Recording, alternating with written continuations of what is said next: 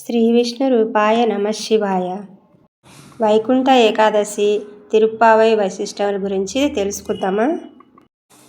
శేషాచలం ప్రపంచ ప్రసిద్ధి పొందిన పుణ్యస్థలం. ఈ దివ్యక్షేత్రానికి ఉన్న మహిమ ఇతర క్షేత్రాలకు దేనికి లేనే లేదు. ఈ దివ్యస్థలంలో కొలువై ఉన్న శ్రీ వెంకటేశ్వరుని వంటి మహామహిమాన్వితుడైన దేవుడు ఇంకెక్కడా కానరాడు. అలాంటి దేవదేవుడు కొలువై ఉన్న బంగారు మేడ ఆనంద నిలయాన్ని వీక్షించడం, అందలి శ్రీనివాసుని నిలువెత్తు దివ్య మంగళ విగ్రహాన్ని కన్నులారా దర్శించడం పూర్వజన్మ సుకృతం. కలియుగ భూలోక వైకుంఠమైన తిరుమల క్షేత్రంలో ఏడాది పొడవునా నిత్యోత్సవాలు, వారోత్సవాలు, పక్షోత్సవాలు, మాసోత్సవాలు, సంవత్సరోత్సవాలు జరుగుతూనే ఉంటాయి. సూర్యుడు ధనురాశిలో ప్రవేశించడంతో ధనుర్మాసం ప్రారంభమవుతుంది.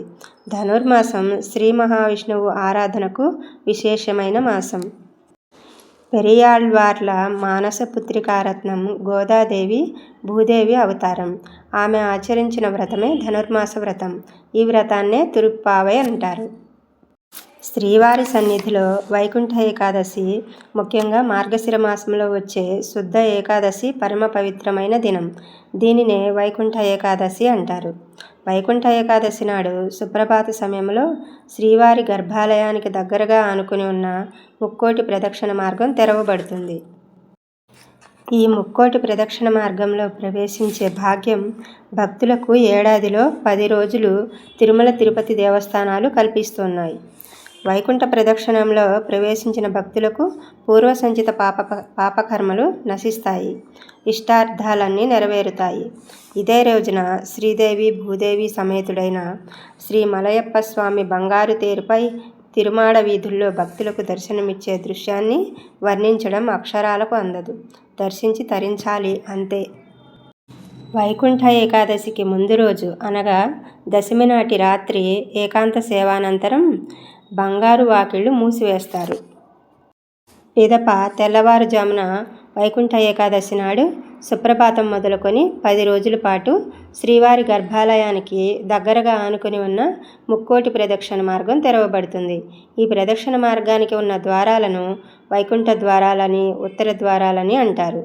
ఈ మార్గాన్ని వైకుంఠ ప్రదక్షిణ మార్గం అని కూడా అంటారు. వైకుంఠ ఏకాదశి నాడు సప్తగిరీషునికి మరో విశేష ఉత్సవం జరుగుతుంది. అదే స్వర్ణ రథోత్సవం. వైకుంఠ ఏకాదశి మరునాడు వైకుంఠ ద్వాదశి. వీటినే ముక్కోటి ఏకాదశి, ముక్కోటి ద్వాదశి అంటారు.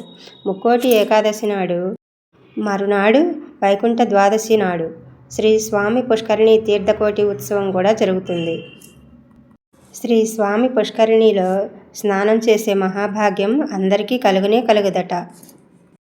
ఎవరైతే వేల జన్మల్లో పుణ్యాన్ని ఆర్జించుకుని ఉంటారో వారికి మాత్రమే తిరుమల శ్రీవారి కోనేట్లో స్నానం చేసే భాగ్యం కలుగుతుంది. శ్రీ స్వామి పుష్కరిణిలో ధనుర్మాసంలో వైకుంఠ ఏకాదశి ద్వాదశి రోజున సూర్యోదయ వేళల్లో స్నానం చేస్తే చాలు, అన్ని తీర్థాల స్నాన ఫలితం సిద్ధిస్తుంది. ఇలా ధనుర్మాసంలో వైకుంఠ ఏకాదశి ద్వాదశి పండుగ రోజుల్లో కలియుగ వైకుంఠమైన తిరుమలను దర్శించి ధన్యురమవుదామా? ఓం నమో వెంకటేశాయ. మీకు ఈ వీడియో కనుక నచ్చినట్లయితే ప్లీజ్ ఒక లైక్ చేయండి. మరిన్ని ఆధ్యాత్మిక వివరణల కోసం మా ఛానల్ని సబ్స్క్రైబ్ చేసుకోండి. Thank you for watching.